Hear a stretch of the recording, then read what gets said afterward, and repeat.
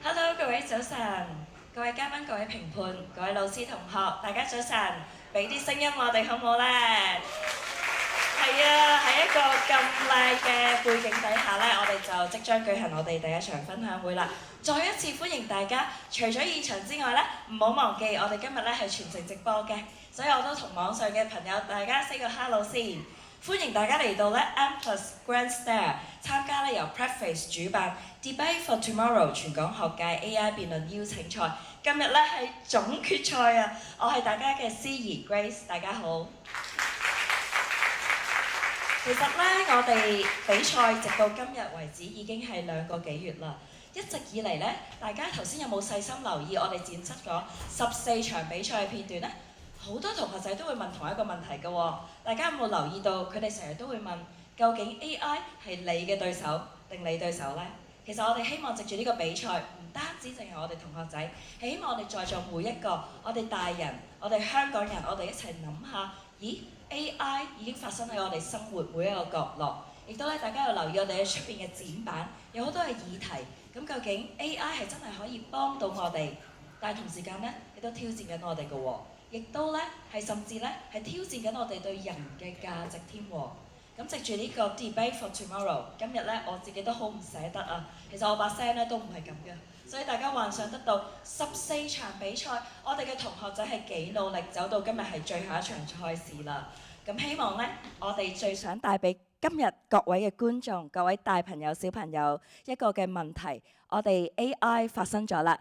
希望大家繼續有一個批判嘅思考，記得 keep 住問自己問題。最緊要咧就係 AI 就係我哋隻手，唔係我哋嘅對手啦。諗翻起呢2個幾月啦，頭先大家都聽到我把聲音好有歲月嘅痕跡。其實咧14場比賽咧一啲都唔容易㗎。我哋後台咧亦都有一啲隊伍咧已經好努力咁樣咧係去準備緊啦。有小學組啦，有中學組啦。中英文啦，今日咧全部都濟濟一堂。其實咧呢2個幾月咧，我哋同埋我哋唔同嘅隊伍遊走香港唔同嘅角落。首先我哋嘅起步點咧就由香港銅鑼灣嘅鬧市啦。我哋都有比賽咧帶到入去咧國際銀行嘅總部啦。如果大家記得我哋小學嘅 Semi Final 去到奧海城商場，我哋希望將一個辯論嘅氣氛走入到家庭咧每一個角落。仲記唔記得咧？上個星期我哋咧連一個象徵住法庭公義嘅一個法院舊址，我哋都去到埋。真係咧成條路程咧，我自己都好有感觸，一啲都唔容易啊！而今日咧，我哋就正式嚟到最後一站，就係西九文化區 M+ 博物館啦。呢個充滿住文化啦、藝術啦、歷史嘅地標咧，就幫我哋寫下最終章。咁最後咧都好想寄語今日嘅大小朋友，雖然係我哋辯論比賽嘅最終章，但係希望大家咧帶住我哋呢個比賽嘅精神，希望咧係去感染一下辯論咧，令我哋反思，亦都咧係希望可以改變到我哋對人去睇呢個世界嘅一啲嘅力量。好啦，事不宜遲啦，今日咧我哋其實每一場嘅比賽咧都有一場分享會嘅喎。而分享會裏邊咧，我哋都希望唔單止淨係一場比賽，喺14場比賽裏邊有好多學習嘅地方。而我哋第一場分享會咧，我哋先探討下辯論啊嘛，咁一定係批判思考 （critical thinking） 係幾咁重要。所以我哋第一場分享會就係去探討 critical thinking，the essential skill for the next generation。咁咧提大家喎，我哋今日有個 QR code 嘅。嗱，呢個 QR code 咧就非常重要啦。大朋友小朋友咧記得 scan 喎，因為咧我哋都想你哋體驗一下 AI 咧，其實就係我哋點樣 facilitate，令到我哋學習更加方便。所以咧，我哋3場嘅分享會咧，即時咧係會有一啲 knowledge points 咧，大家可以上到平台咧可以即刻睇到㗎。另外咧就係，咦，我錯過咗喎 Grace，你話14場賽事喺呢個平台咧都可以咧撳翻咧去睇翻我哋14場賽事嘅回顧㗎。咁不如咁啊，頭先我賣咗個關子，第一場分享個 critical thinking， 大家可以細心睇下，我哋有1分鐘剪輯翻咧14場比賽，我哋嘅同學仔有幾 critical thinking， 跟住咧我就會介紹我哋今日嘅分享主持啦。請大家留意欣賞片段。而家立法會會議佢哋嘅即時字幕都用 AI 生成喎，咁你覺得立法會咁樣做係為咗便利啊，定係佢哋純粹想偷懶呢？ AI 新聞摘要，結果單今年以嚟已經只需對36篇 AI 新聞摘要進行咗更正啦，因為憑虛構嘅假新聞得嚟咗社會風波。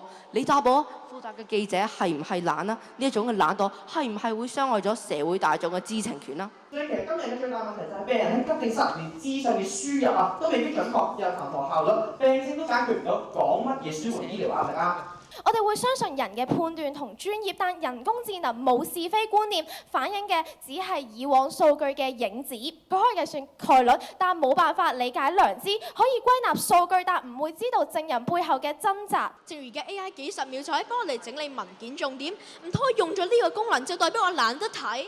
評改作文要考慮課程形式同學生嘅特點，呢啲 AI 都睇唔到，何來公平？有方話 AI 標準清晰一致，但同一篇文 AI 自己評10次都可以有10個結果，咁係咪一致咩？失業率上升嘅話，應該由蒸汽機時代啊，再由其他唔同嘅轉型啦，或電腦出嚟嘅時候，失業率應該係層層上升，業界應該全部人都冇工開喎，係咪咧？唔係啊嘛，而家大多人有工開，更何況你疫情之後你仲要多咗人可以翻到工嘅時候，呢個失業率嘅呢一個講法咧，又根本唔成立。其實就好似醫生一樣，因為佢涉及到人命，所以我哋唔會專業外判，容許 AI 做病情分析，取代醫生出診斷嘅結果。同樣地，審決咧係會影響被告嘅人生。我哋又點解要將專業外判呢？多謝各位。好啦，係咪好多批判思考喺成個過程裏邊呢？不如而家咧有請我哋第一場分享會嘅主持人，就係我哋 Preface 嘅創辦人同埋行政總裁 Tommy Low。有請 Tommy。我哋咧有2位非常重量級嘅第一場分享嘉賓，佢哋咧都會喺媒體啦或者係communication 界非常有經驗嘅。第一位咧就係 Miss Annie Chan，Independent Communications and Public Affairs Advisor。有請 Annie。接住落嚟咧就係 Miss Maggie Tam，Head of Public Policy，Meta Hong Kong。有請 Maggie。好啦，時間我就交俾 Tommy 啦。Hello，大家好。嗱，今次咧就到我冇沙聲啦，因為首先我一定要多謝個團隊啦。咁其實做呢場即係做呢個 debate 咧，其實其中一個好重要嘅就係嚟自幾個月前咧，我記得就係因為大家經常都係啦，即係茶餘飯後就傾我哋應該用咩 AI model。咁但係的而且確覺得喺呢個討論底下，我哋有冇一啲可以更加深嘅討論啦？咁而我哋就搞咗呢場 debate 啦。咁喺呢個 debate 裏面咧，其實啱啱你見咧，小學生、中學生咧，其實即係唔單止詞鋒鋭利，咁其實佢哋中間咧收到個題目咧，有一個好 deep 嘅 discussion 啦。咁 discussion 裏面咧，亦都開始就會諗一啲我哋叫做批判思考。嗱，咁批判思考嗱，我哋有Annie 啦，有 Maggie 啦，咁我哋就會，你會覺得批判思考喺你嘅角度，因為嗱，大家應該咧，尤其是我估 Maggie 咧用唔少 AI 啦，即係公司亦都係一個 leading 嘅 AI 公司啦。咁你會覺得 AI 其實都識批判思考啊？咁你覺得其實人類或者我哋作為學生，咁我哋即係應該如何自處？我哋可以點樣？我哋係依賴 AI 嘅批判思考啊，定係 AI 批判完我哋人類又再批判啲咧？好啊，我答先啦。好啊。我覺得好好啊呢個問題，因為其實當然我哋有好多唔同身份啦。咁我自己都喺企業裏面工作咗大概有20-30年嘅時間。咁其實我哋對點樣去思考、點樣去工作，其實不斷都喺度轉變緊。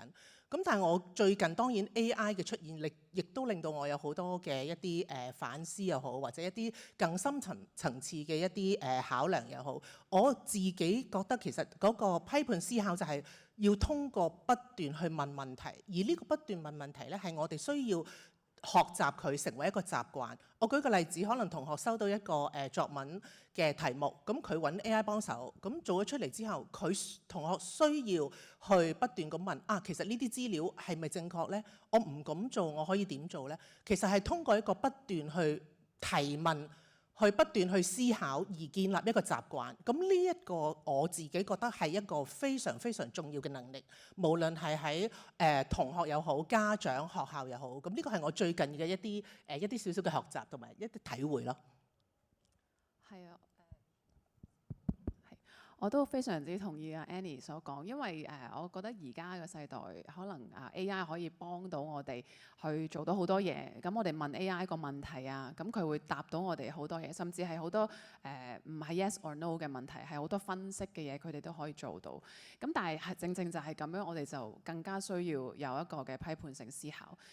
俾啲例子譬如喺大家應該都會有使用Meta 嘅一啲 platform 啦，可能喺社交媒體上面，而家你哋會見到嘅資訊同以前相比，除咗係一啲人佢哋自己去創作嘅 post 寫嘅文字之外，其實都會有好多係 AI 生成嘅圖像啊、影片啊咁樣。譬如近排世界盃，我哋都即係大家都好關注。有時我見到有啲片，我第一下都睇，咦？究竟佢係即係你會更加需要即刻諗，究竟佢係咪即係真係嗰個人講嘅咧？係咪嗰個球員嘅訪問咧？定係其實係 AI 生成嘅咧？原來係會有一啲好多混淆嘅。咁所以而家我覺得比起以前係更加需要，當你接觸到資訊，你係要去不停去 fact check 啦，要去反覆咁樣去思考之餘，你仲要喺每一個收到嘅資訊上面再去睇下佢係咪真嘅。咁所以比起以前，我覺得大家反而係人嘅。大家要用比以前用多啲腦啊，更加需要係要去思考多啲咯。不過其實可能即係我哋會睇咧，就其實 AI 或者呢一趟嘅 Gen AI 嘅熱潮之前咧，其實都已經好多網上嘅資訊。咁我亦都記得咧，大概可能已經5年前啦，5、6年前咧，同 Meta 我哋已經，我記得 Meta 嗰時已經推動一啲叫做數碼嘅資訊素養。咁而家會唔會由數碼資訊素養慢慢會發揮一啲叫做 AI 嘅資訊素養咧？會啊會啊，咁我哋有時候以前就會比較講得多啲，就係喺數碼素養，譬如係如果有啲假資訊、假新聞，你哋要去做多啲嘅 fact checking 啦。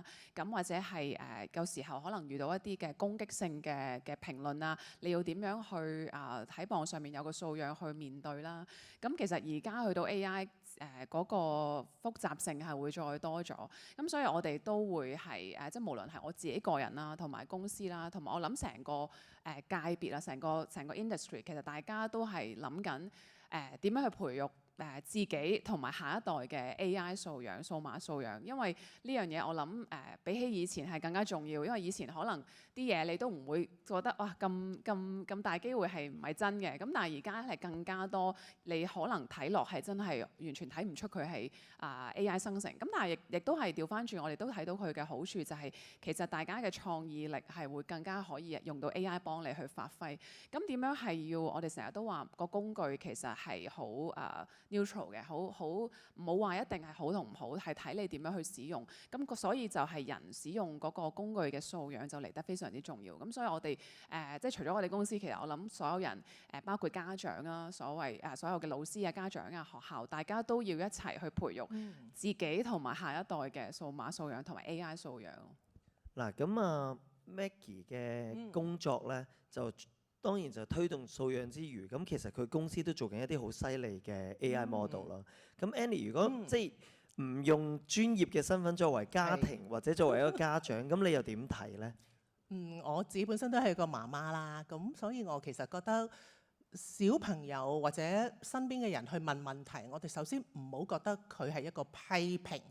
我諗呢一個可能喺我自細學習嘅環境裏面咧，唔係太主張大家問太多問題嘅。咁所以我會覺得我會不停咁提醒自己，我要有多啲耐性，因為珍惜每一個提問嘅背後，其實都係一個機會，都係一個好好令到我哋可以同身邊嘅人、我哋小朋友溝通嘅機會，甚至乎我哋可以俾多啲引導佢，唔好第一時間俾個答案佢，千祈唔好。我哋可以反問一啲嘢。我自己嘅學習係，我哋可以反問佢，譬如話AI 俾咗呢啲嘢我哋其實會唔會全部都係真嘅呢？等佢可以有一個思考嘅時間。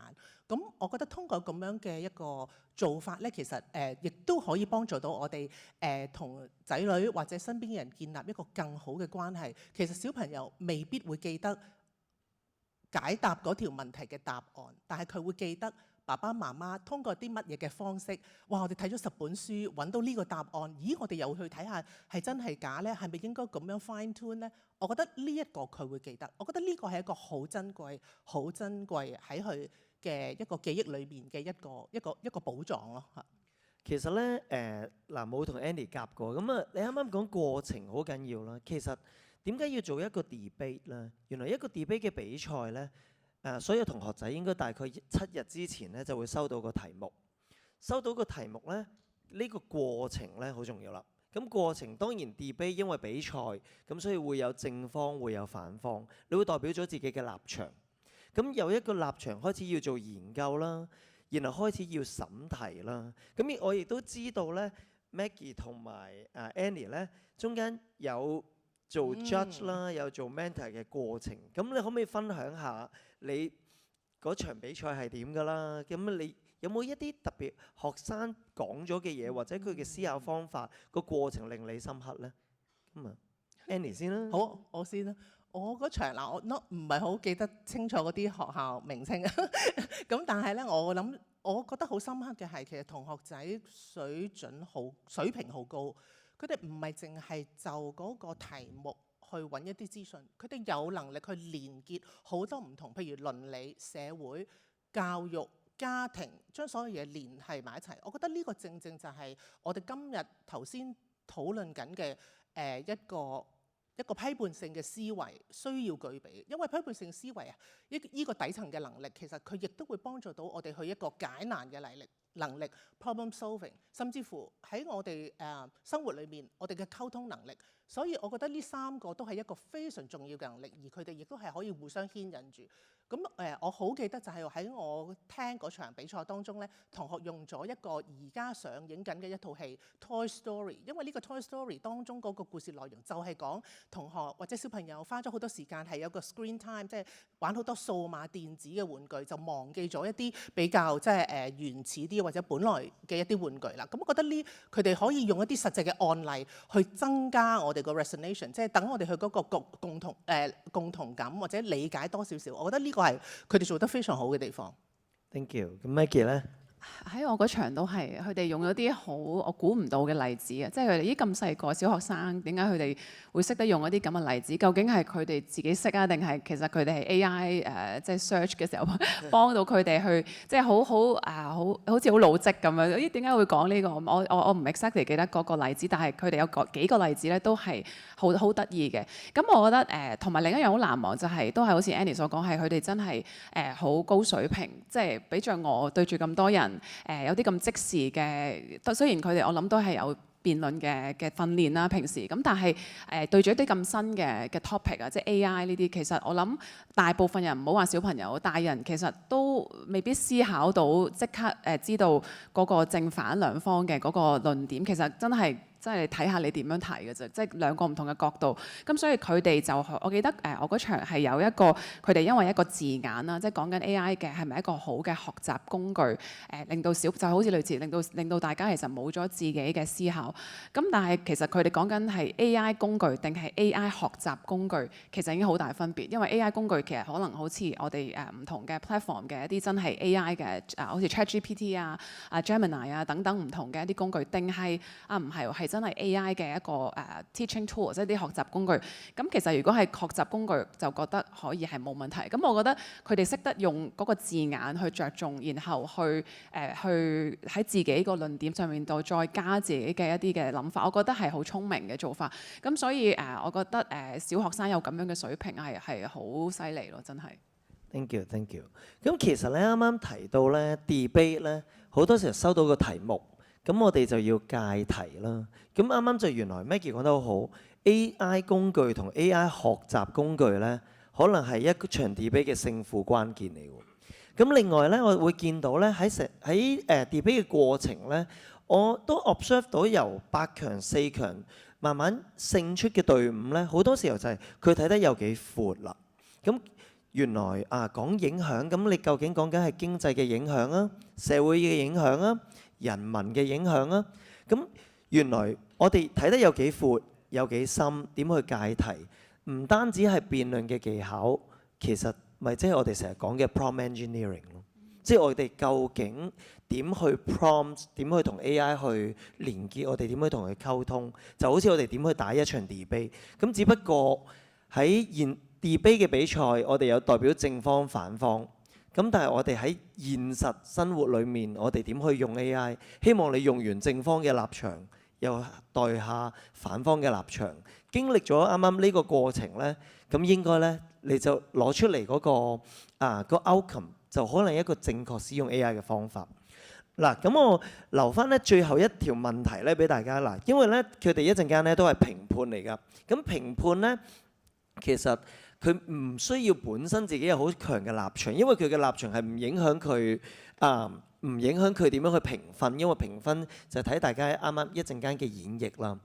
咁因為今日我哋嘅題目咧就係講緊，即係我哋決賽嘅題目係講究竟喺 AI 嘅年代嘅世代，其實即係勤力仲緊唔緊要呢？但我哋正咧，我自己咧身處於一個每一代咧都話自己係一個黃金一代，或者每一代咧都覺得上一代先係黃金一代。咁啊，以前我哋成日會話70年代、80年代香港咧，你勤力就得㗎啦。咁啊，90年代、2000年代又係你勤力就得㗎啦。咁我哋咧可能咧，咁你覺得喺而家呢一代或者我哋勤力係咪即係代表我哋會成功呢？我講先啦，我覺得 Tommy 你帶出咗兩個詞語，一個係勤力，一個係成功。我覺得其實睇下我哋點樣去 define 成功，我哋點樣 define 勤力。其實勤力可以係借力，可以好聰明去做一樣嘢，可以通過 AI， 但係亦都培養咗我另外一啲能力。我覺得呢個係我冇一個答案，但係我覺得呢個成功或者勤力係我哋去決定嘅。如果我係勤力，淨係擺喺做功課，定係我勤力去追夢？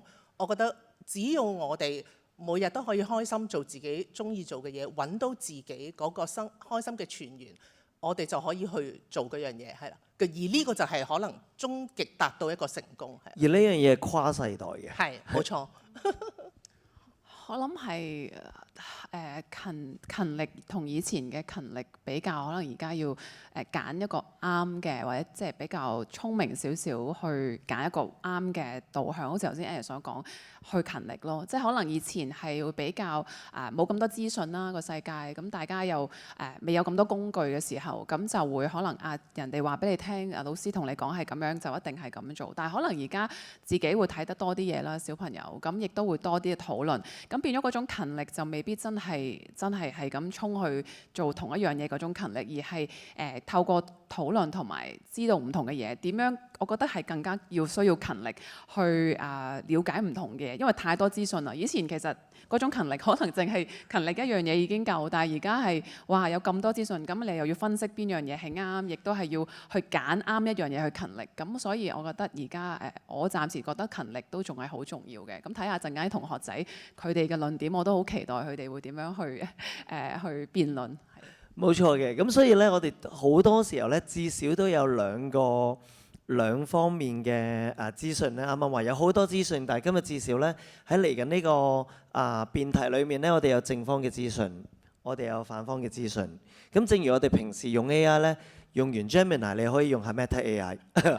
咁我哋咧，起碼最後咧，就係我哋嘅 intelligence 咧，可以幫到我哋去落最後嘅決定。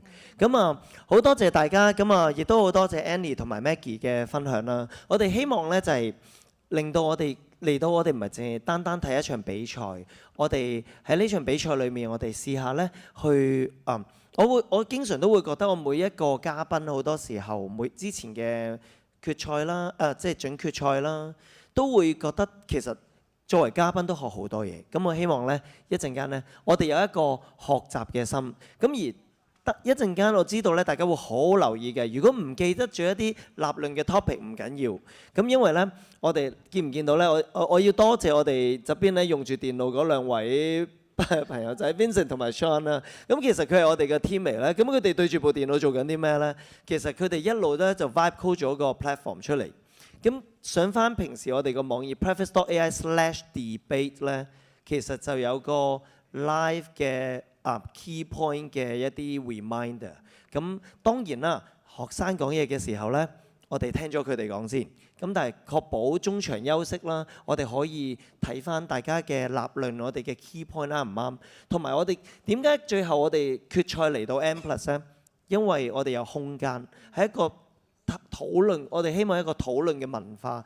完咗，無論邊隊贏邊隊唔贏，我哋呢，如果我哋作為大人，我哋有我哋嘅立場，或者我哋有一啲我哋嘅資訊，我哋可以同翻學生去傾。咁我哋變就我哋個目標今日唔係一場純粹決賽，一場 debate 嘅決賽，因為 debate 嘅決賽喺任何地方都可以搞得。喺 M+ 呢一個地方，我哋希望係一個學習嘅班房。Thank you。